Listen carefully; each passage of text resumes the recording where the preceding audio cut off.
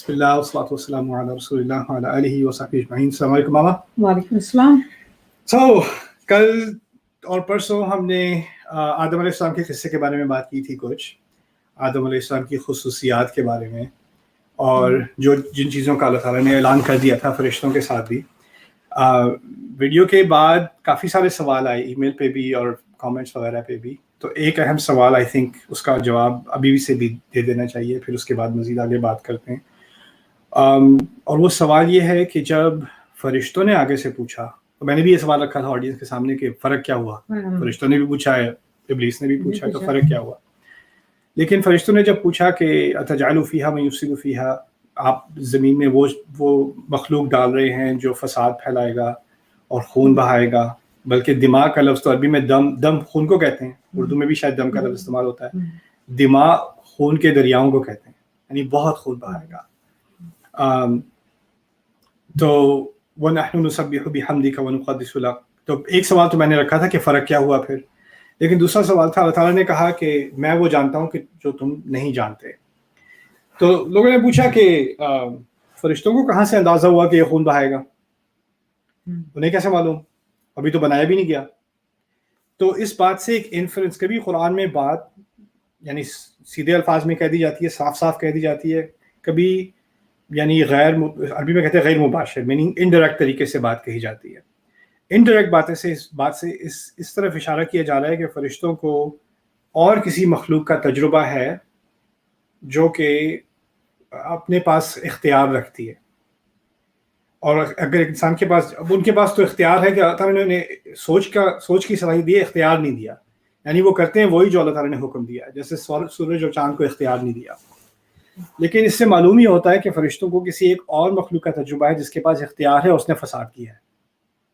اور وہ مخلوق کیا ہے؟ علماء کے ان کا اندازہ ہے کہ یہ جنی ہو سکتے ہیں، کہ ان کے پاس بھی اختیار ہے اس وجہ سے، اور انہوں نے کافی سارا فساد پھیلایا. قرآن نے یہ بات بھی واضح کر دی، منا مسلمون ومنا دون ذالک ومن القاسطون ومنا دون ذالک، ہم میں سے ظالم بھی ہیں اور ہم سے صحیح والے بھی ہیں، مسلمان بھی ہیں، جنوں میں بھی مسلمان بھی ہیں، رائٹ. لیکن یعنی میجورٹی جو ہے اس نے فساد پھیلایا. تو اب ایک اور مزید مخلوق بنائی جا رہی ہے جو فساد پھیلائے گی. انہیں یہ کیسے پتہ کہ اس کے پاس چوائس ہوگی؟ پھر اللہ تعالیٰ نے تو بس بتایا تھا، اس آیت میں تو بتایا تھا، وہ دوسری آیت میں 7 والی آیت میں کہ میں مٹی سے بنا رہا ہوں، تصفیہ دے رہا ہوں، روح ڈالوں گا. چوائس کا ذکر تو نہیں تھا. لیکن بقرہ میں یہ بات واضح ہوگی، انہوں نے کہا کہ انی جاعل فی الارض خلیفہ. خلیفہ کا لفظ استعمال ہوتا ہے جسے پیچھے چھوڑ دیا جائے. آسان ہم تو اب یہ لفظ استعمال حکمران کے معنی میں بھی کرتے ہیں نا، تو وہ خلیفہ تو، لیکن جو اس کی اصل معنی ہے اس کی طرف پہلے جانا چاہیے. تو اس کی چھوٹی سی سمپل سی میں مثال دے دوں. اگر آپ جاتی ہیں کہیں ٹرپ پہ اور آپ مجھے کہتی ہیں گھر کا خیال رکھنا، رائٹ، تو آپ مجھے خلیفہ چھوڑ کے گئی ہیں، مجھے اپنے خلف چھوڑ کے گئی ہیں. خلف پیچھے چھوڑنا، رائٹ. تو جس کو پیچھے چھوڑا اس کو ذمہ داری دے دی، اب وہ سنبھالے یا جو بھی کرے، اس پہ اتنا ٹرسٹ کیا جا رہا ہے، اس پہ اتنا بھروسہ کیا جا رہا ہے کہ وہ اپنی ذمہ داری خود سے سنبھال لے گا. اس کو ایک چیز کی انسٹرکشن دینے کی ضرورت نہیں ہے، اسی لیے اس کے ذمہ دے کے آپ اس کو پیچھے چھوڑ گئے، رائٹ. اس کو کسی کو ذمہ داری دینا اتنی کہ وہ اپنی چوائسز کرے، اپنے فیصلے کر لے، اس کو خلفیہ کہتے ہیں عربی میں، اور خلافہ کہتے ہیں ایکچولی، خلافہ. تو خلافہ کے معنی یہ ہیں. پھر سے مفسرون نے نکالا یخلف بعضہ بعضا، ایک کے بعد دوسرے کو پیچھے چھوڑے گا، یعنی اس کی جنریشنز ہوں گی اس دنیا میں آ کے. مقصد یہ ہے کہ اللہ تعالیٰ نے زمین پہ ہمیں ایک ذمہ داری دینی ہے، ہمیں چوائسز دینی ہے، ہمیں فیصلے کرنے ہیں. جیسے ہی فرشتوں نے سنا کہ اس کو چوائسز دے دی جائیں گی، اس نے ہتھیار بنانے ہیں ہتھیار بنا لے، چوری کرنی ہے چوری کر لے، ڈاکہ مارنا ہے ڈاکہ ڈال لے، قتل کرنا ہے قتل کر لے، چوائس اس کے پاس ہوگی. اس کو بتا دیں گے کیا کرنا ہے نہیں کرنا، لیکن فیصلہ اس کا ہوگا، رائٹ. اس پہ انہوں نے اعتراض کیا کہ یہ کیسے ہو سکتا ہے، ہم نے تو صرف یہی دیکھا کہ جب جیسے ہی اختیار ملتا ہے تو فساد پھیلتا ہے. تو نئی بات سمجھ نہیں آئی. اس میں ایک آج کی قسط میں آپ کو بتانا چاہ رہا تھا کہ یہ بہت ضروری درس ہے ہمارے قرآن کا، اور وہ یہ ہے کہ سوال پوچھنے میں کوئی ممانعت نہیں ہے. ہمارے یہاں کبھی ہوتا ہے کہ اگر کسی سے آپ نے سوال پوچھ لیا تو کہیں تم ہوتے کون سوال پوچھنے والے؟ ایون ٹیچرز کہتے ہیں، رائٹ. یا تمہاری کیا حیثیت کہ تم یہ سوال پوچھو گے؟ اب میں کوئی فیصلہ کرتا ہوں، ٹھیک ہے، اور مجھ سے آ کے کوئی میرا بیٹا آ کے کہتا ہے یا کوئی کوئی اور آ کے کہتا ہے کہ آپ نے یہ فیصلہ یہ کیوں کیا, مجھے سمجھ نہیں آ رہی, یہ چوائس کیوں کیا آپ نے, یہ والا گھر یہاں پہ کیوں خریدا آپ نے اس کالج میں داخلہ کیوں کیا, آپ نے یہ کیوں کیا, یہ کیوں کیا, رائٹ, مجھے سمجھ نہیں آ رہی اس کی تو کیا بنتی ہے. اس سے آپ کو پہلے ہوگا کہ میں شاید افینڈیڈ ہو جاؤں, تم ہوتے کون ہو میرے فیصلے کو کوشچن کرنے والے, اپنی اوقات سمجھو پہلے, رائٹ. اندازہ کریں کہ اللہ کا کیا مقام اور اس کے آگے تمام مخلوق کا کیا مقام, اور اللہ نے بات کر دی کہ میں نے یہ فیصلہ کیا ہے, میں زمین پہ خلیفہ ڈال رہا ہوں, اور فرشتوں سے زیادہ اللہ تعالیٰ کی تقدیس کو ماننے والا, ان کی بڑائی کو ماننے والا اور ہوگا کون. اور انہوں نے جرأت کر کے کیا سوال پوچھ لیا کہ آپ ایسے انسان کو ڈالیں گے لیفسد فیہا, فساد کرے گا, تاکہ کیا اس لیے کہ وہ فساد کرے, اور اس میں لام العاقبہ کہتے ہیں, یعنی فوراً نہ ہو کہ بعد میں جا کر بھی فساد ہی ہونا ہے, ایونچولی اس کی آخر کہانی کا آخر یہی ہونا ہے کہ فساد پھیلے گا. تو ہمیں سمجھ نہیں آ رہی. تو انسانوں میں اگر ہم یہ سوال پوچھتے ہیں تو ہم کہتے ہیں تم ہوتے کون ہو پوچھنے والے, زیادہ پھیلنے کی ضرورت نہیں ہے. فرشتے اللہ سے پوچھ رہے ہیں, اور اللہ تعالیٰ نے ان کو یہ نہیں کہا تم ہوتے کون ہو پوچھنے والے. اللہ تعالیٰ نے پہلی بات یہ کہی انی اعلم ما لا تعلمون, میں بہتر جانتا ہوں وہ چیز جو تم ابھی نہیں جانتے. تمہیں یعنی اس جواب تمہارا سوال ریزنیبل ہے تمہارے تجربے کے اعتبار سے, لیکن اس کی کچھ اور ڈیمینشنز ہیں, کچھ اور پہلو ہیں جس کا تمہیں ابھی علم نہیں ہے. اب اگلی آیت میں ان پہلوؤں سے ان کو متعارف کرایا. تو ایک ٹائم لائن آپ کو میں سمجھانا چاہ رہا ہوں. ٹائم لائن یہ ہے کہ پہلے یہ پہلا مکالمہ ہے, پہلے مکالمے میں زمین پہ کوئی ڈالنے والا ہوں, اس کے بعد اختیار ہوگا. ابھی وہ 3 جو خصوصیات تھی نا اس کا بھی ذکر نہیں ہے, ٹھیک ہے. ابھی یہ ہے کہ 3 ابھی میں خلیفہ ڈالنے والا ہوں. اس کے بعد بتایا کہ اس کی تسویہ ہوگی اور اس میں روح ہوگی. ابھی ان کو سمجھ آئی روح کیا چیز ہے, ان کو اس کا علم نہیں ہے ابھی. پھر اللہ تعالیٰ کہتے ہیں اگلی آیت میں بقرہ میں وَعَلَّمَ آدَمَ الْأَسْمَاءَ كُلَّهَا, اللہ تعالیٰ نے آدم علیہ السلام کو تمام نام سکھائے. ثم عرضهم على الملائکہ, یہ ذرا ٹیکنیکل چیز ہے عربی میں, عرضهم اس کو تغلیباً علی غیر العاقل, ٹیکنیکل چیز سے ہٹ کے آسان سی بات کرتے ہیں. اشارہ اس آیت میں اس طرف ہے, عربی سے ظاہر ہے کہ پھر اللہ تعالیٰ نے فرشتوں کے سامنے تمام انسانیت پیش کر دی. یہ نئی بات ہے آج کی. اچھا, تو ابھی آدم علیہ السلام کی بات نہیں ہو رہی, ابھی تمام انسانیت کی بات ہو رہی ہے. تمام انسانیت, رسول صلی اللہ علیہ وسلم کھڑے ہیں, میں کھڑا ہوں, آپ کھڑی ہیں, تمام انسانیت کو ایک دفعہ میں کھڑا کر دیا. تو ہماری ساری ارواح ایک دفعہ میں پریزنٹ کر دی گئی فرشتوں کو. اور اسم کا لفظ اردو میں استعمال ہوتا ہے نام کے لیے, رائٹ. اسم کا لفظ عربی میں اصل میں استعمال ہوتا ہے علامت کے لیے یا ایک خصوصی نشانی کے لیے. اسم وسم سے اور خوبصورتی کی نشانی کو وسم کہتے ہیں عربی میں, جیسے برتھ مارک یا بیوٹی مارک ہوتا ہے نا, اس کو وسم بھی کہتے ہیں, اور وسامہ خوبصورتی کو کہتے ہیں. اسم سے مراد عربی میں یہ بھی ہے کہ اس چیز کی سب سے خوبصورت خصوصیت کیا ہے, صرف نام نہیں. اور اسی سے ہمارے کلچر میں بھی ہے نام اچھا رکھنا چاہیے نا, کیونکہ نام خصوصیت بن جاتی ہے. اس آیت میں یہ کہا جا رہا ہے کہ فرشتوں سے کہا کہ تم یہ نہیں کہا کہ تم سب انسانوں کے نام بتاؤ, یہی نہیں کہا ان کی خصوصیات بتا دو. تم نے تو ابھی کہا تھا کہ ان کی خصوصیات کیا ہوں گی کہ یہ خون بہائیں گے, فساد کریں گے. اب بتا دو, یہ تمہارے سامنے ہے, یہ تمام مخلوق, تمام روحیں ہیں, یہ بتا دو ان کی کیا خصوصیات ہیں, صرف نام ہی نہیں. انہوں نے پھر کہا لا علم لنا الا ما علمتنا, ہمارے پاس تو کوئی ایسا علم ہے نہیں سوائے اس کے جو آپ نے ہمیں سکھایا ہو, آپ ہی جاننے والے ہیں, انک انت العلیم الحکیم. پھر اللہ تعالیٰ نے آدم کو وہ تمام اپنی اولاد کے نام سکھا دیے تھے, میرا نام, آپ کا نام, ہماری خصوصیات, میری پرسنالٹی میں کیا کوتاہی ہے, کیا خوبصورتی ہے, آپ کے اندر کیا کوتاہی, کیا خوبصورتی ہے, سب سے تعارف کرا دیا گیا تھا, ہم سب سے. تو آدم علیہ السلام نے پھر ایک ایک کر کے فرشتوں کو اپنی اولاد سے انٹروڈیوس کرایا, ہم سے. یہ سین بھی ہو رہا ہے, اور ایک ایک کر کے اس میں محمد رسول اللہ بھی ہیں صلی اللہ علیہ وسلم, ابراہیم علیہ السلام بھی ہیں, ہم جیسے لوگ بھی ہیں, جو نان مسلمز ہوں گے وہ بھی ہیں, سب ہیں. سب کی روحوں سے انٹروڈیوس کرا دیا, سب کی پرسنالٹی سے انٹروڈیوس کرا دیا, سب کی خیر اور شر سے انٹروڈیوس کرا دیا. اور خیر تو ایکچولی اللہ تعالیٰ نے ہر انسان میں ڈالی ہے, تو ہر ایک کی اچھی کوالٹیز کو بھی اللہ تعالیٰ نے انٹروڈیوس کرا دیا آدم علیہ السلام کے ذریعے فرشتوں کو. سو آدم فرشتوں کو سکھا رہے ہیں, ٹھیک ہے. سو فلما انبأهم باسمائهم, پھر اب دیکھ لیں کہ اگر پہلے وہ کہتے تھے کہ فساد پھیلائے گا, کرپٹ ہوگا, بری چوائسز کرے گا, لیکن اب ان کا تعارف ہو گیا ہے محمد رسول اللہ صلی اللہ علیہ وسلم, ابراہیم علیہ السلام سے, صحابہ سے. کتنی عظیم شخصیتیں انسان کی گزر چکی ہیں جن کا قرآن میں ذکر ہے, جن کا نہیں بھی ذکر. کتنی اچھائی ہے انسانیت میں, آج بھی کتنی اچھائی ہے. ان سب کے ساتھ ان سب کا تعارف کرانے کے بعد اللہ تعالیٰ نے پھر فرشتوں کو کہا, میں تمہیں کہا نہیں تھا کہ میں انی اعلم غیب السماوات والارض, کہ میں زمین آسمان زمین کی اندیکھی چیزوں کو بھی جانتا ہوں. واعلم ما تبدون, اور میں یہ بھی جانتا ہوں کہ تم کیا بات ظاہر کرتے ہو. وما کنتم تکتمون, اور کیا بات تم اپنے اندر چھپائے ہوئے تھے. آج اس چھپائے ہوئے کی طرف آتے ہیں. تو یہ سین تو آپ کو سمجھ آ گیا نا کہ یہ پیش کی گئی اور ہمیں سمجھا دیا گیا. اچھا, اب سارے فرشتوں کو پتا چل گیا کہ کیوں اس چوائس کو کیا گیا تھا. یہ چوائس واقعی صحیح تھی, یہاں تک کہ یہ فرشتے بھی مان گئے کہ یہ چوائس غلط نہیں تھی, یا ان کو جو سمجھ بات نہیں آ رہی تھی وہ اب سمجھ میں آ گئی یہ ڈیمونسٹریشن کے بعد. اللہ تعالیٰ نے ایک بہت اشارے سے بات کی, میں یہ بھی جانتا ہوں کہ تم کیا ظاہر کرتے ہو اور کیا چھپاتے ہو. اب فرشتے سوچ رہے ہوں گے ہم کیا چھپاتے ہیں, ہم نے تو ابھی کچھ چھپایا نہیں اپنے رب سے. ہمارے جو آتی ہے ہمارے اندر جو سوال آتا ہے ہم فوراً ظاہر کر دیتے ہیں. فرشتے تو نیت نہیں چھپاتے, لیکن انہیں اس بات کا بھی اندازہ نہیں تھا کہ ان کے اندر جس کو پروموٹ کیا گیا ہے, جن کے رتبے سے آگے ابلیس, وہ اپنے اندر کچھ چھپا رہا ہے اور وہ ان کے اندر چھپا ہوا ہے.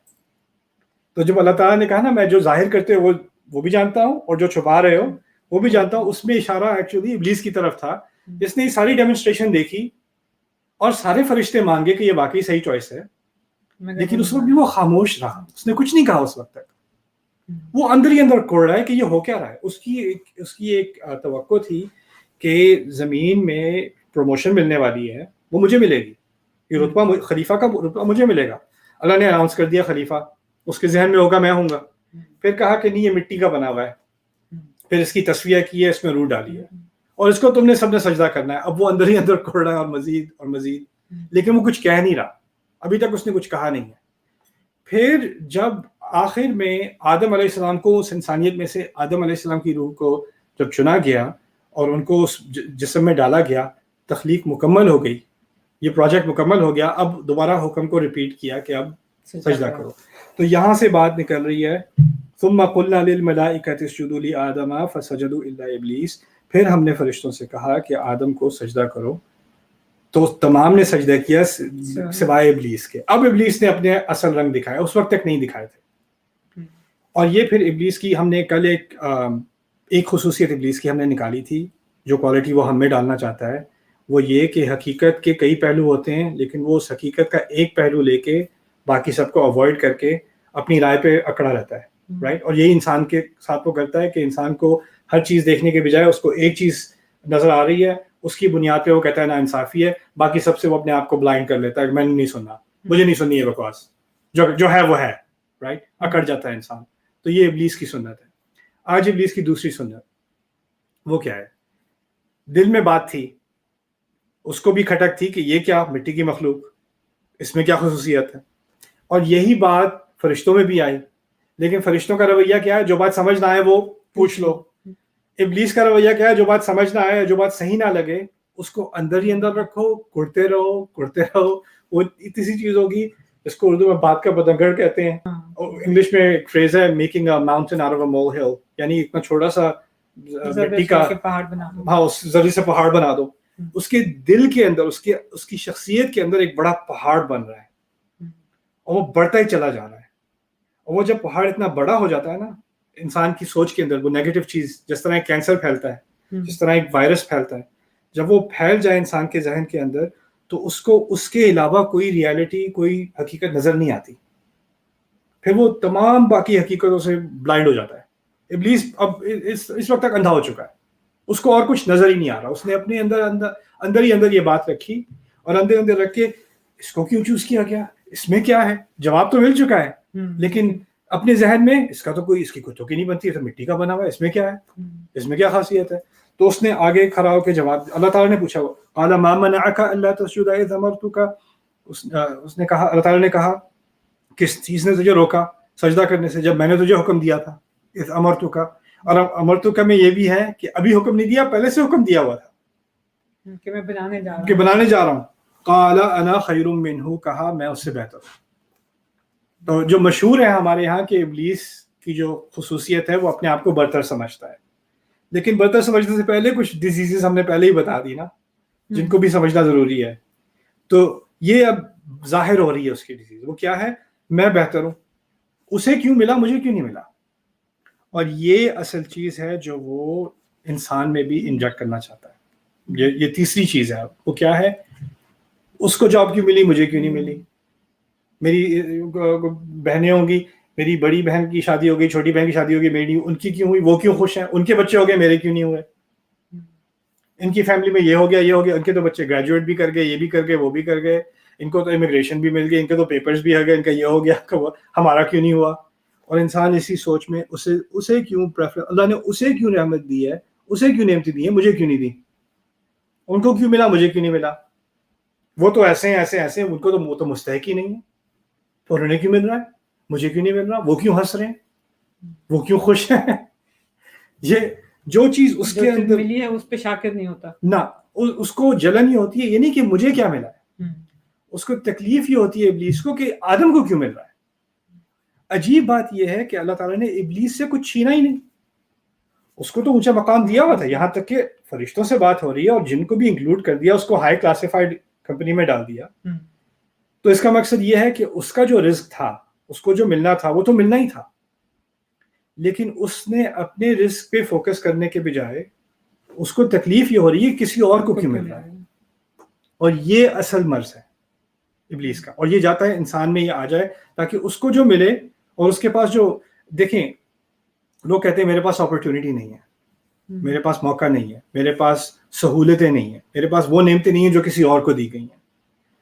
بالکل ٹھیک ہے، آپ کو وہ ہائٹ نہیں دی گئی جو کسی اور کو دی گئی، آپ کو وہ رنگت نہیں دی گئی جو کسی اور کو دی گئی، آپ کو وہ ایجوکیشن نہیں دی گئی، وہ فائنینسز نہیں دی گئے، وہ ویلتھی فیملی نہیں دی گئی، آپ کو وہ بیک گراؤنڈ نہیں دیا گیا، آپ کو آپ کی پیدائش اس ماحول میں ہوئی، اس سوسائٹی میں ہوئی، آپ کو کافی ساری چیزیں آپ کو بلاک کر دی ہیں. ٹھیک ہے، ماننے کی بات ہے کہ ہر انسان کو ایکول لائف نہیں دی گئی، ٹھیک ہے. لیکن جو کچھ دیا گیا ہے نا، جو اتنا سا بھی دیا گیا ہے، اللہ تعالیٰ نے وہ جو دیا ہے نا، اس موقع کو آپ ایک دانے سے ایک پورا کھیت بنا سکتے ہیں. اللہ تعالیٰ نے آپ کو موقع دیے ہیں جو جتنا بھی چھوٹا ہو اس سے بڑی چیز اکمپلش ہو سکتی ہے. اب اس کی مثال آپ یہ دیکھیں کہ جب جن انبیاء کو اللہ تعالیٰ نے چنا ہے، جن کا دنیا پہ ابھی تک اثر ہے، ان کے پاس دنیا میں کیا تھا، ان کی زندگی میں ان کے پاس تھا کیا. ابراہیم علیہ السلام کے پاس کون سے موقع ہیں؟ گھر سے نکالے جا رہے ہیں ٹین ایج عمر میں، جہاں جا کے سیٹل ہوئے وہاں آگ میں پھینکے جا رہے ہیں، رائٹ. کیا اپرچونیٹیز ہیں ان کے پاس. اللہ تعالیٰ آپ کے پاس کم سے کم موقع بھی ہونا، اس کو اگر آپ پوری طرح یوز کریں گے تو آپ کو نہیں معلوم کہ کون سے برکتوں کے دروازے کھلنے والے ہیں. لیکن انسان کیا کرتا ہے، وہ کمپیریزن میں اپنی زندگی گزار لیتا ہے. اپنے بارے میں تو سوچنا ہی نہیں ہے، اپنے بارے میں سوچنا ہے تو کسی اور کے مقابلے میں سوچنا ہے ہمیشہ ہمیشہ. یہ ابلیس کی ایک لعنت ہے جو اس نے انسان کے اندر ڈالنے کی کوشش کی ہے. تو وہ کہتا ہے انا خیر منہ، میں اس سے بہتر ہوں. کہنے کا مقصد کیا ہے؟ مجھے چننا چاہیے تھا. میں اور سجدہ کرنے کا مقصد کیا ہے؟ سجدہ نہ آدم علیہ السلام کی عبادت تھوڑی کروانی ہے. سجدے کا مقصد ہے کہ اللہ تعالیٰ نے ایک عظیم مخلوق بنائی ہے. اللہ تعالیٰ کی عظمت مانو کہ کیا عظیم چیز اللہ تعالیٰ نے بنائی ہے. جب یہ کہتا ہے کہ میں بہتر ہوں تو وہ کہنا یہ چاہ رہا ہے کہ اللہ تعالیٰ عظیم وہ ہو نہ ہو، میں اس سے زیادہ عظیم ہوں. اگر اس کی اتنی بڑائی ماننی چاہیے تو میں تو اس سے پہلے ڈیزرو کرتا ہوں، میری سینیورٹی بھی ہے. انا خیر منہ خلقتنی من نار وخلقتہ من طین، مجھے آپ نے آگ سے بنایا، اس کو تو بس مٹی سے بنایا ہے. اور یہاں بھی بڑی فلسفی بات ہے، لیکن اس بات پہ اتفاق کرتے ہیں کہ اس نے آدم علیہ السلام کی ڈیفینیشن دی ہے اب اپنی طرف سے. اس کی اپنی طرف سے آدم علیہ السلام کی ڈیفینیشن یہ ہے کہ یہ مٹی کا بنا ہوا ہے. میں نے بار بار یہ بات سب کے سامنے، آپ کے سامنے بھی رکھی تھی کہ ہم 3 چیزوں کے بنے ہیں، مٹی، بیلنس اور روح. 3 چیزیں ہمارے اندر. ابلیس کیا چاہتا ہے کہ ہمیں دیکھا جائے کس نظر سے؟ صرف مٹی سے. مٹی سے مراد کیا ہے؟ ہماری ایک جانور ایگزسٹنس ہے. جانور مٹی کے بنے ہوتے ہیں. وہ اب اس کا یہ اس کے دماغ میں ہماری حیثیت اس سے زیادہ ہو ہی نہیں سکتی. اب اس کا مقصد یہ بن گیا، یہ مقاصد ہیں سارے ابلیس کے. جو فیلنگ اس کو آتی ہے وہ ہم میں ڈالنا چاہتا ہے، رائٹ. اندر ہی اندر کرتا ہے، وہ چاہتا ہے ہم بھی اندر ہی اندر کریں. اس کے دماغ میں کسی کے خلاف ہے، کچھ کہنا چاہیے، نہیں کہے گا، اندر ہی رکھے گا. پھر جب کسی کی بہتری ہوگی اس کو برا لگے گا, وہ چاہتا ہے ہمیں برا لگے کسی کے ساتھ کوئی اچھا ہو رہا ہے. ہمارے کلچرز میں کیا ہو گیا ہے اب کہ اگر کوئی کامیاب ہونے لگے فیملی میں, محلے میں, ملک میں, کوئی کسی بھی کامیابی پہ پہنچے, گریجویٹ ہو جائے, کسی کی پروموشن ہو جائے, کسی کے کوئی کامیابی آ جائے, تو فوراً تنقید شروع, برائیاں, اور جیسے ہی وہ گرے گا, ناکام ہوگا, پھر اس کی اچھائیاں, پھر ٹھیک ہے, اب وہ برابر ہو گئے. دیکھیے ماما, یہ ہوتا ہے نا لائف میں کہ آپ کے پاس دو طریقے ہیں لائف میں ایڈوانس کرنے کے. ایک ہے کہ میں یہاں نیچے ہوں, مجھے محنت کر کے وقت لگا کے اپنی کوتاہیوں کو دیکھ کے ان کو امپروو کرتے کرتے میں بہتری کی طرف آتا ہوں. ٹھیک ہے, اچھا اب میں بہتری کی طرف بڑھ رہا ہوں تو میرا فوکس اپنے اوپر ہے. لیکن اگر میں یہاں نیچے ہوں اور کوئی اور بہتری کی طرف بڑھ رہا ہے تو مجھے لگتا ہے یہ میں تو نیچے رہ گیا یار. اب میرے پاس دو آپشنز ہیں, یا تو میں بھی محنت کروں اور آگے بڑھوں, یا اگر میں نے محنت نہیں کرنی تو میں اپنے کامنٹس کے ذریعے اور اپنے تانوں کے ذریعے اور اپنی جیلسی کے ذریعے اس کو کھینچ کے کسی طرح نیچے لے آؤں, پھر میں دوبارہ برابر لگوں گا, پھر مجھے کمتری کا احساس نہیں ہوگا. رائٹ, تو یہی انسان کی ایک فلسفہ بن جاتا ہے ابلیس کی طرح, کسی طرح اس کو نیچے کھینچ دو.